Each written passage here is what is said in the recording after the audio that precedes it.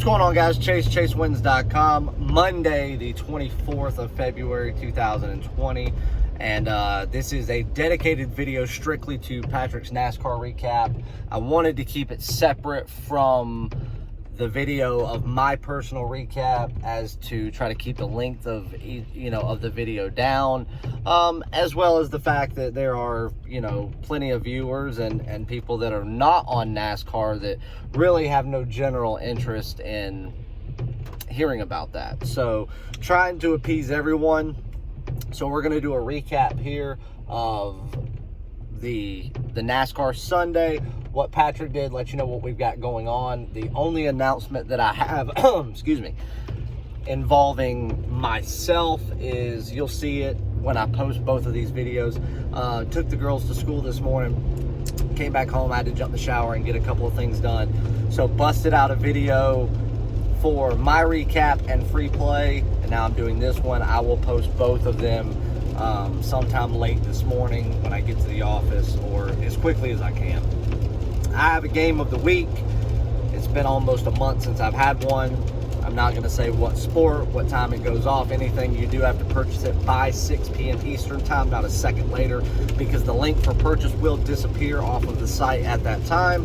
Do not send me an email after 6 p.m. asking how you still can purchase it, because it will not even be responded to. At 6 p.m. you will get an out-of-office message from me. My daughter has practice tonight at 7. I coach the team, so on those nights, I give my undivided attention at night to not only my daughter, but that team, those players. Obviously, they deserve it. The parents deserve it for making sure that they can abide by my strict practice schedule, in which we practice a lot more than anybody else in the region does, but super competitive. So gonna do that, but I got a lot to do today. Juan finally flew into town. He's the one building the computer models that I've come up with for not only baseball, but the live betting platform, the parlay platform, as well as the NASCAR mergers that we are doing. So 1-year contract with ChaseWins.com. I've known this guy since college years. He's a genius. I guess his title would be engineer, but can build, computer systems and databases and, live recurring, software platforms that you wouldn't believe. Like most people can send emails. So very expensive investment, but hopefully we'll get all 6 platforms that we are wanting to create done in this next 12-month period.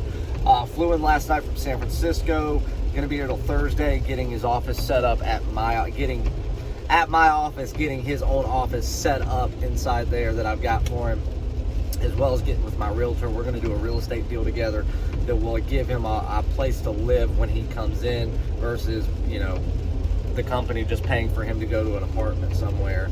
So he'll actually feel like he's at home. And then if and when he goes back permanently and decides that he's not coming back towards the East Coast, that we've got something that we can rent out as an investment, or either sell it for a profit. So gonna do that. So it'll be fun. I'm sure you guys will see him on picture and even some videos throughout the course of the summer.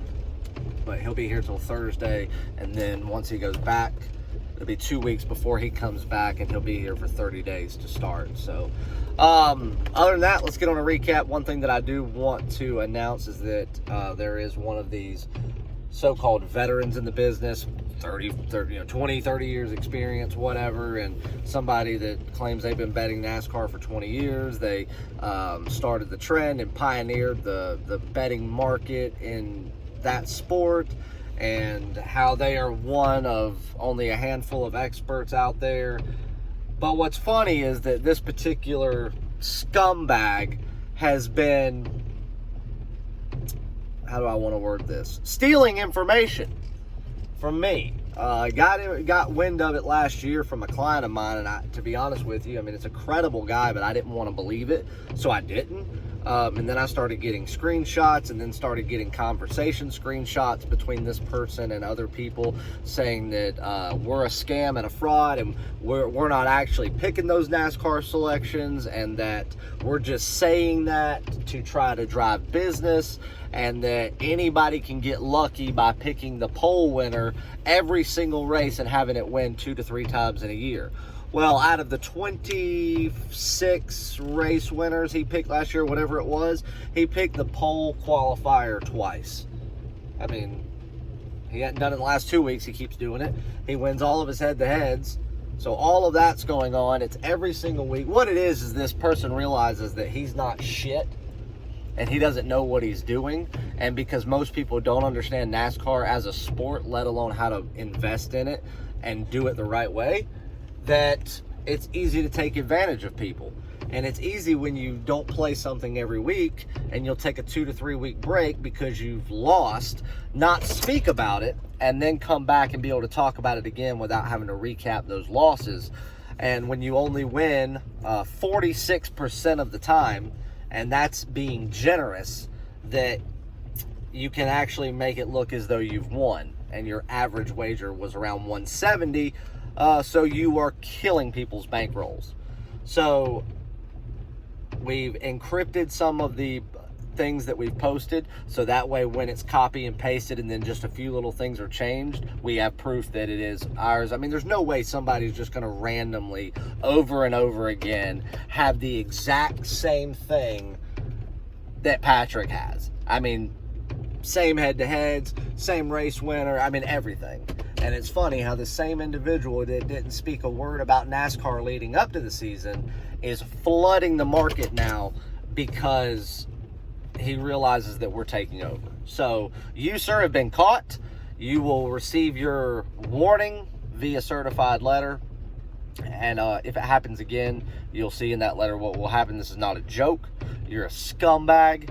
And you deserve this, man. I mean, you know, if you're going to be a thief, at least be a smart one and take the time to rewrite something so it doesn't look so blatantly obvious. You know, Jesus Christ, you're already benefiting off of somebody else's knowledge and work. At least you could do is not be a lazy scumbag. But anyway, it's not who you think that it might be. It is somebody that, you know, has been around for a long time. I mean, probably has been around 20, 30 years. But they're scum. And they will be exposed. So anyway, let's get on a recap from the real NASCAR king. Somebody that actually knows the sport and doesn't have to take information from somebody that they talk shit about. So anyway, yesterday, another clean sweep. He is yet to lose one of his picks this season. 3 head-to-heads yesterday, 2 premium, 1 top play. Typically, it's 3 to 4 per race, depending. Alex Bowman, Eric Almirillo. Alex Bowman minus 140. Easy win there. Keselowski versus Ryan Blaney. Now, Ryan Blaney, this is one that he was telling me about beforehand, you know, about how he loved Blaney to outright win the race, potentially, but he felt like if it came down to late cautions, that Blaney wasn't going to be good enough on the restart, and the car wasn't going to be good enough based on the inspection reports that he read and watching practice runs, that he didn't even think he was in the top 10 as far as true fastest car off the line. So he said if it comes down to late cautions and they're doing like a green-white checkered, he said Blaney can't win it. So that's why he took Keselowski, because Keselowski is one of the better drivers at this track. He also didn't necessarily think that Keselowski was going to win, but he knew that him just, I mean, better than anybody could make a run for this race, as he always does. So he took Keselowski minus 145, and Blaney, again, I think he should have won that race. And had it not been for late cautions, I think he would have. So he called it right there. But had Keselowski in that head-to-head, and a nice winner there. And then top play Kevin Harvick to come out better than Chase Elliott. He did say that Chase Elliott had the best car of the day, and he said this on Saturday, but he thought that Chase Elliott would end up being involved into an accident. Still kind of, you know, young and not as experienced in this track as the people who dominate this race.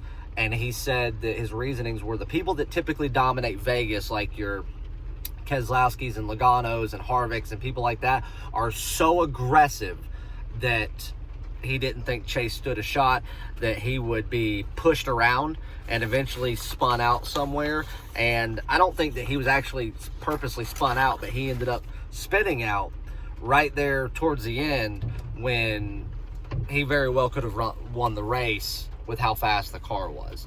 But that was the top play, was Kevin Harvick, minus 145. A little bit chalkier than he likes, but this was a fairly chalky race. But a 3-0 day there, top play winner. And then Joey Logano plus 750. Nice winner there for another race winner pick on the race card. Did have Ryan Blaney as a backup, and it was at plus 1800. And that's truthfully who I was rooting for. Neither myself or Patrick like Joey Logano. I think he's a flaming douche, but you know, a winner's a winner. But the beauty of it is that we had Ryan Blaney as a backup, so I was really pulling hard for him. But then again, exactly what he said, late caution, ultimately the better driver won it. But it's just one of those things. So another sweep day, guys. If you don't believe it, I mean, I don't know what else we can do to make you realize that there is no better. Jump on the promotion that we've got today. NASCAR, you cannot buy the season for $299 anymore. It's $500. No exceptions. There will not be another half-price deal or close to half-price deal. But today, as a promo, it expires tomorrow at midnight. Just go in, purchase the NASCAR season. When you get to the payment screen, you can type in the coupon code NASCAR and then the number 10. NASCAR, all in lowercase. The number 10 will get you 10% off. So you'll save $50. Pay $450 versus paying $50 every week, and it's $3,400 for the remainder of the races. $450 gets you everything. And you make your money back the first week. So 100% on the race season thus far. Let's keep it going. Congrats, Patrick. And I think that's all we've got for today. Stand by. We'll have some more. We'll talk more about it on the live show. Have some more NASCAR videos this week. And we will see you guys back for another race card this coming weekend. So I guess to be catchy and kind of cheesy, see you guys in victory lane.